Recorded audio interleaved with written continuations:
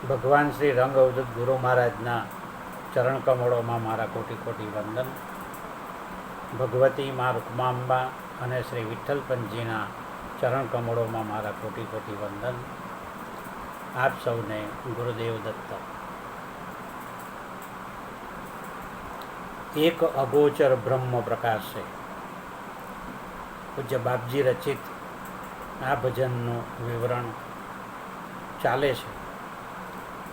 તેમાં ગઈ વખતે આપણે જે પંક્તિ જોઈ તે આ પ્રમાણે હતી: મન બુદ્ધિ છે ચાકર જેના, કરતા હરિહર સેવાજી, તે વિશ્વંભર નયને નિરખે, આપ દિગંબર દેવાજી. હવે એ ભજનમાં આગળ વધીએ તો આગળની પંક્તિમાં પૂજ્ય બાપજી લખે છે કે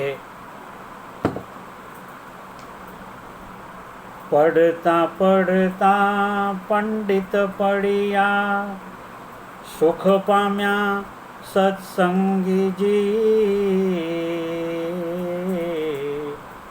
અંગ વસ્ત્ર રંગે રંગારા, રાજ કરે દિલ રંગીજી, એક અગોચર બ્રહ્મ પ્રકાશે. અહીં પૂજ્ય બાપજીએ કહેવાતા પંડિતો વિશે વાત કરી છે. પડતા પડતા પંડિત પડ્યા અને સુખ પામ્યા સત્સંગીજી. હવે અહીં પંડિત સામાન્ય અર્થમાં પંડિત કોને કહેવાય? તો પંડા એટલે કે બ્રહ્મને જાણવાની વિદ્યા, બ્રહ્મ વિદ્યા એટલે પંડા, અને એને ખરા અર્થમાં જાણનાર તે પંડિત. આ એનો મૂળ અર્થ છે. એ વિદ્યાને આત્મસાત કરનાર તે પંડિત. પંડાને જે જાણે તે પંડિત. અને અહીં માત્ર પંડાને જાણનાર જ નહીં, પણ એનો અપરોક્ષ અનુભવ કરી શકનાર પણ હોવો જોઈએ. તો જ એ ખરા અર્થમાં પંડિત કહેવાય. શબ્દના જ્ઞાનવાળા પંડિતો તો ઠેર ઠેર જોવા મળે. અહીં પૂજ્ય બાપજી કહે છે કે માત્ર શબ્દના જ્ઞાનવાળો જે હોય એ પંડિત નથી, એ ખરા અર્થમાં પંડિત નથી. આવા માત્ર શબ્દ જ્ઞાનવાળા પંડિત તો જ્ઞાનના અભિમાનમાં છેવટે અધોગતિ પામે છે, એનું પતન થાય છે. અને એવો પંડિત સમડી જેવો છે. સમડી ગમે એટલું ઊંચે ઉડતી હોય પણ એની નજર તો નીચે પડેલા, જમીન પર પડેલા માંસના લોચા ઉપર જ હોય છે.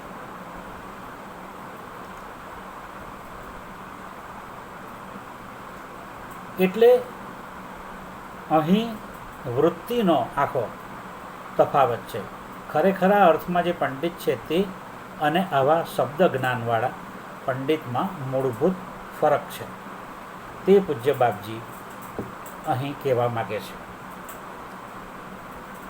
ભલે અસાધારણ વિદ્વાન હોય, એનામાં વાકપટુતા હોય અને બીજાને આંજી નાખવાની આવડત હોય, અસાધારણ વક્તૃત્વ હોય, એની વૈખરી આમ જેમ ધાણી ફૂટે તેમ ફૂટતી હોય,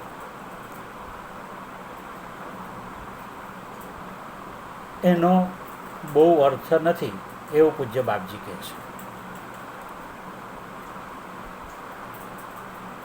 સમડીની જેમ જ આવા પંડિતોની નજર પરમાત્મા પ્રત્યે કે પરબ્રહ્મ પ્રત્યે હોતી નથી, પરંતુ કામિની, કંચન અને કીર્તિ પાછળ પડેલા હોય છે. કામિની, કંચન અને કીર્તિ એવા ઘણા કહેવાતા સાધુઓને આપણે ઓળખીએ છીએ. આવા કહેવાતા સાધુઓની કોઈ જ ગતિ નથી. અને એટલે જ પૂજ્ય બાપજી કહે છે કે પઢતા પઢતા પંડિત પડ્યા. એનો અંતકાળ બહુ જોવા જેવો હોતો નથી. આ પડતા પડતા પંડિત પડ્યા એવું લખીને પૂજ્ય બાપજીએ આવા કહેવાતા પંડિતોની અંતિમ અવસ્થાનો ખ્યાલ આપ્યો છે. આ પંડિતો પોતે તો પરમ શાંતિ કે સમાધાન પામી શકતા નથી, પરંતુ બીજાને પણ તે આપી શકતા નથી. આવા કહેવાતા પંડિતો માનવ જીવનનો ઉચ્ચ ધ્યેય પ્રાપ્ત કરવાને બદલે ધન દોલત અને કીર્તિની લાલસામાં જ આખું જીવન પૂરું કરે છે અને પોતાનું પતન, અધઃપતન નોતરે છે અને જન્મ મરણના ફેરામાંથી મુક્ત થઈ શકતા નથી. એમનું ગૃહ જીવન પણ કલહયુક્ત બને છે. એને ઘરમાં પણ ચેન નથી અને બહાર પણ ચેન નથી. એને એનાથી શાંતિ જોજોનો દૂર હોય છે. તો આપણને પ્રશ્ન થાય કે આત્મદર્શન માટે શું પાંડિત્ય જરૂરી નથી? હા, પોતાના ઉદ્ધાર માટે, આત્માના ઉદ્ધાર માટે પાંડિત્ય જરૂરી નથી.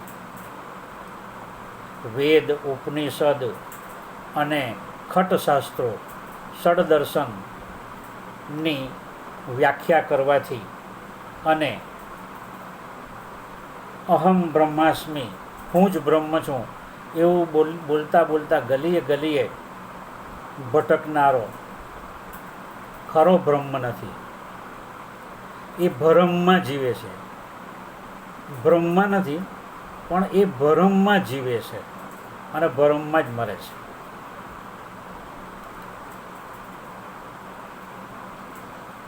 અને આવા ભરમને ભાંગવા માટે પંડિતાઈની કે જ્ઞાનની જરૂર નથી, પરંતુ સત્સંગની જરૂર છે. એટલે પૂજ્ય બાપજી આગળ લખે છે કે સુખ પામ્યા સત્સંગીજી, પડતા પડતા પંડિત પડ્યા અને સુખ પામ્યા સત્સંગીજી. એક અન્ય ભજનમાં બાપજીએ લખ્યું છે કે ડુંગર ખોદી ખોદી મોવા ચૂવા. ઉંદર ડુંગર ખોદી ખોદીને મરી જાય, પણ એને હાથમાં કશું આવતું નથી. એવી જ દશા આવા કહેવાતા પંડિતોની છે એવું પૂજ્ય બાપજી કહે છે.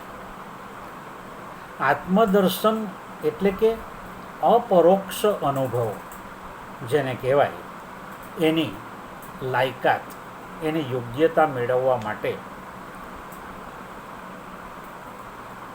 સૌથી પહેલી તો મુમુક્ષાની જરૂર છે.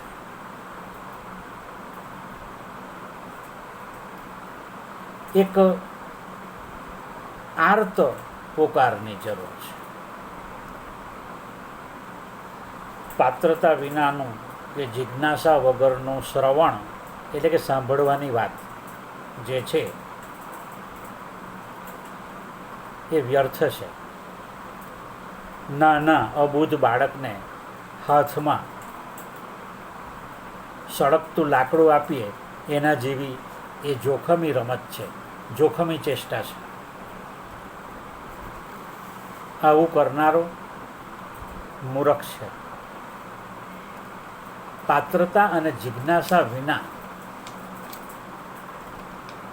જ્યારે શાસ્ત્ર શ્રવણ થાય ત્યારે એ શાસ્ત્ર શ્રવણ લાંબુ ટકતું નથી, કારણ કે એનું મનન નથી થતું. આપણે જ્યારે કંઈક સાંભળીએ, કંઈક જોઈએ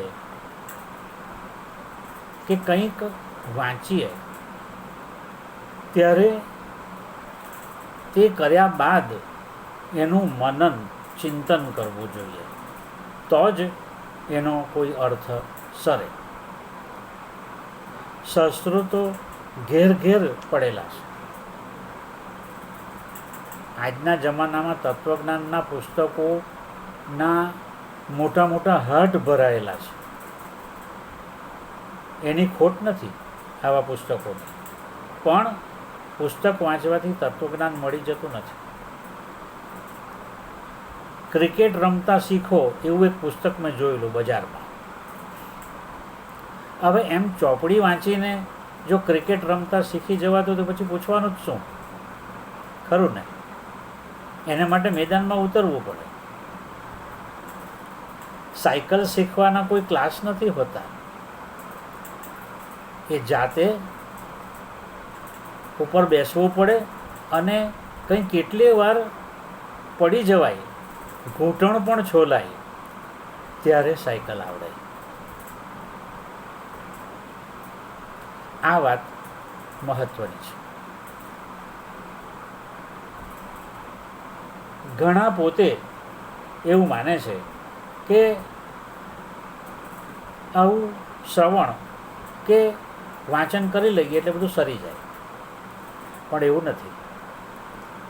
એને માટે સંત સમાગમ અનિવાર્ય છે, સત્સંગ અનિવાર્ય છે. તે વિના ભરમ ભાંગતો નથી.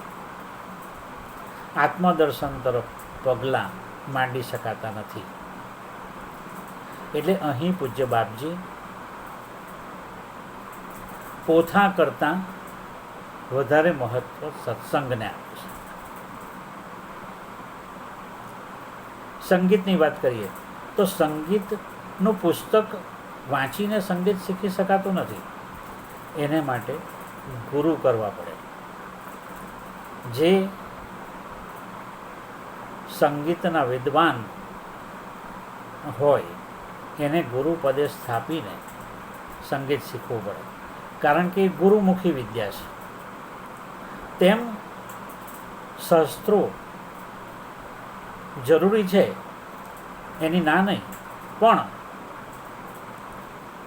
એના મર્મને પામવા માટે સંત સમાગમ, સત્સંગ જરૂરી છે. એવું પૂજ્ય બાપજીએ અહીં પ્રતિપાદિત કર્યું છે.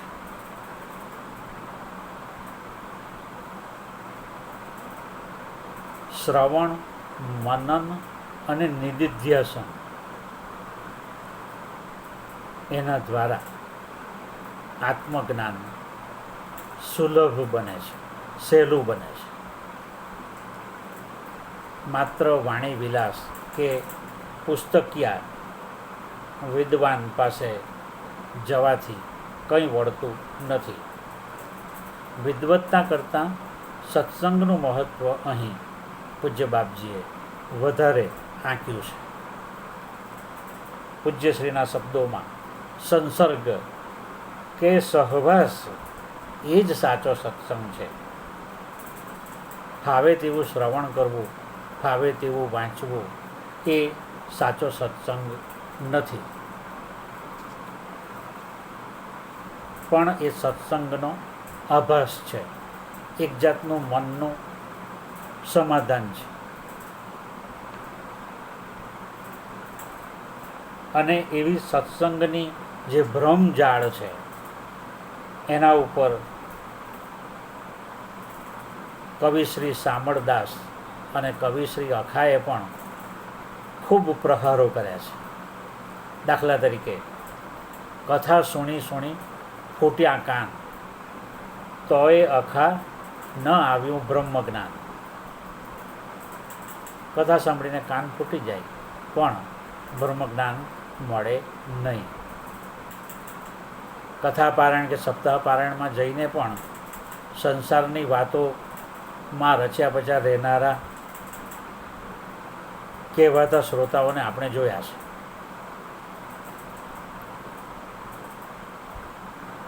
એવા શ્રવણનો કોઈ અર્થ નથી. એક મૂરખને એવી ટેવ, પથ્થર તેટલા પૂજે દેવ. તુલસી દેખી તોડે પાન ને પાણી દેખી કરે સ્નાન. આવા કહેવાતા ભક્તોનો પણ આપણે ત્યાં તોટો નથી.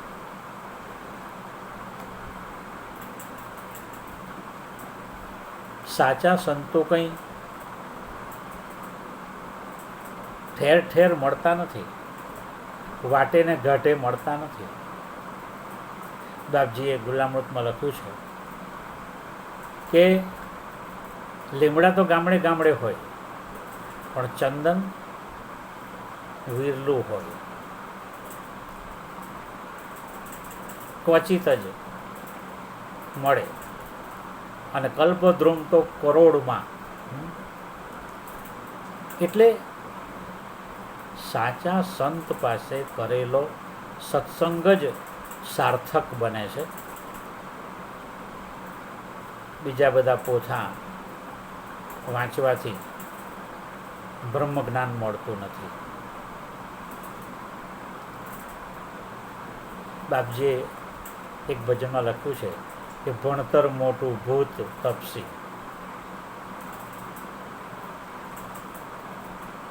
અને બીજી એક આપણામાં ઉક્તિ છે કે ભણવા કરતાં ગણવું વધારે સારું. ભણેલો ઓછો હોય પણ ગણેલો હોય, કેળવાયેલો હોય, એ અગત્યનું છે. એટલે પૂજ્ય બાપજી અહીં ભણતર કરતાં પણ સત્સંગની કિંમત વધારે આંકી છે અને એનો મહિમા ગાયો છે. આત્મનિષ્ઠાને સ્થિર કરવા માટે સત્સંગ જોઈએ, પણ એ સત્સંગ સદગુરુનો હોવો જોઈએ. અને સદગુરુ પણ પ્રારબ્ધે જ મળે, નહીં તો અથડાઈ કૂટાઈને જીવન પૂરું થાય.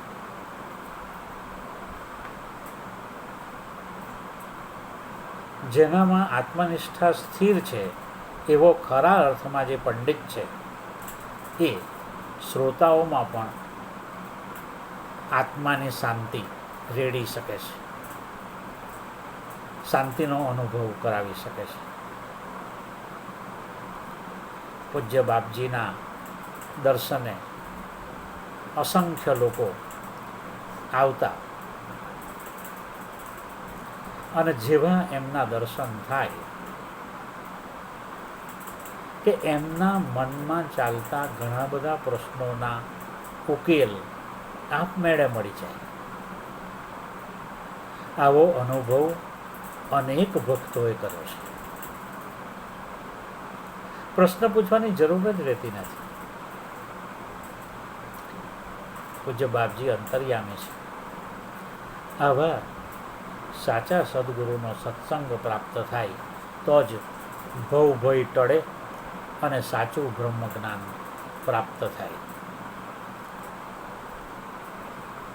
આત્મસુખ એ જ સાચું સુખ છે અને આવું સાચું સુખ સત્સંગથી પ્રાપ્ત થાય છે.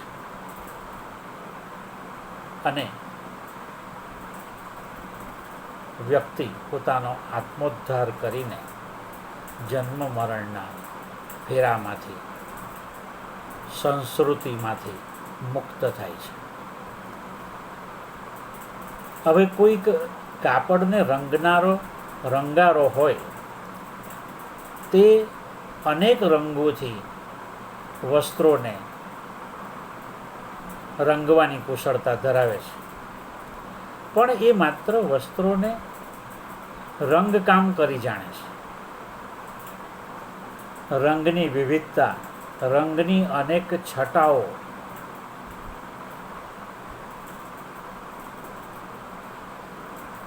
એનું જ્ઞાન એને થઈ શકતું નથી. રંગમાં રહેલી રમણીયતા, એ રમણીયતાના ગર્ભમાં અંદર રહેલો આનંદ તો જે એ વસ્ત્રો પહેરે છે અને એમાં તન્મય બને છે તે જ જાણી શકે છે. રંગારો એ આનંદ પ્રાપ્ત કરી શકતો નથી. એક જગ્યાએ મેં વાંચેલું કે વસ્તુને શું જાણે વ્યાકરણી.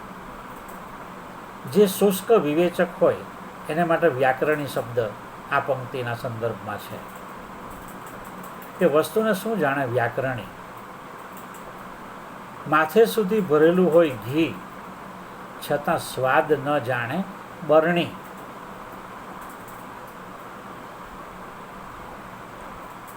વસ્તુને શું જાણે વ્યાકરણી, માથે સુધી ઘી ભરેલું હોય છતાં સ્વાદ ન જાણે બરણી, તેવો ઘાટ છે.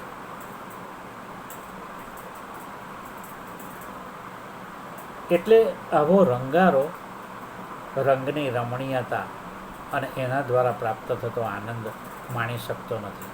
માત્ર એની પાસે રંગવાનું કૌશલ્ય છે એટલું જ. રંગનું વિજ્ઞાન જેણે જાણ્યું છે, એ રંગનો મર્મ જેણે પામી લીધો છે, એને જ વિવિધ રંગનો આનંદ મળે છે. જે ઘણું ભણેલો છે, જે વાકપટુ છે, જે વૈખરીની છટાઓ વિખેરી જાણે છે, તે લોકોનું મનોરંજન તો કરે છે, પણ એનો કોઈ અર્થ નથી. જે સાચો સંત છે તેણે એ પરમ તત્વનો મર્મ જાણ્યો છે, અનુભવ્યો છે, અને તેથી એવા સંતના સમાગમમાં રહેવાનું અગત્યનું છે. અને તો જ વિવિધ રહસ્યોનું ઉદ્ઘાટન સંત સમાગમમાં આવનાર વ્યક્તિમાં થાય છે અને એના અંતઃકરણ પર એની ઊંડી છાપ પણ પડે છે, એવું અહીં પૂજ્ય બાપજી કહે છે. પરમ તત્વના જે ગૂઢ રહસ્યો છે એની છાપથી જેનું મન રંગાયેલું છે, એવો ખરેખર દિલરંગી જે છે એ જ પોતે ખરો આનંદ ભોગવે છે અને તે જ બીજાને પણ રંગી શકે છે. અનેક વ્યક્તિના કપાળે તિલક કરવું હોય તો આપણી આંગળીને કંકુમાં બોળવી પડે, એવું મેં ક્યાંક વાંચ્યું. એ જ વાત છે અહીંયા કે જ્યાં સુધી આપણે નહીં રંગાઈએ ખરા અર્થમાં, ત્યાં સુધી આપણે બીજાને રંગી શકતા નથી. જે માત્ર પોથી પંડિત છે તે પોતાના અને બીજાના બાહ્ય કલેવરને જ રંગી શકે છે, જ્યારે જેણે પોતાનું દિલ, પોતાનું અંતઃકરણ રંગી નાખ્યું છે, એને આત્મસાત કરવું છે, એ જ બીજાને પણ રંગી શકે છે, વિશ્વ પર રાજ કરી શકે છે. એ હોઠમાં નહીં પણ હૃદયમાં ઊંડો ઉતર્યો છે એવું કહેવાય. શાશ્વત શાંતિ અને શાશ્વત સૌખ્ય ક્યારે શક્ય બને?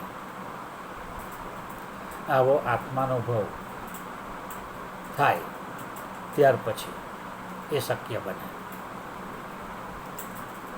અને તેથી સત્પુરુષોના સમાગમમાં આવેલા નિષ્ઠાવાન ભક્તોને પણ તેનો અનેરો સ્વાદ ચાખવાનો મળે છે, માણવાનો મળે છે. અને એટલે જ સત્સંગનો મહિમા છે.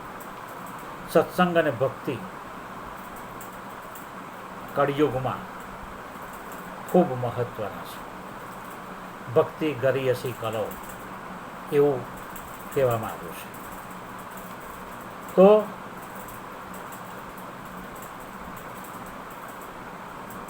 અહીં હું મારું આ વિવરણ પૂરું કરું છું.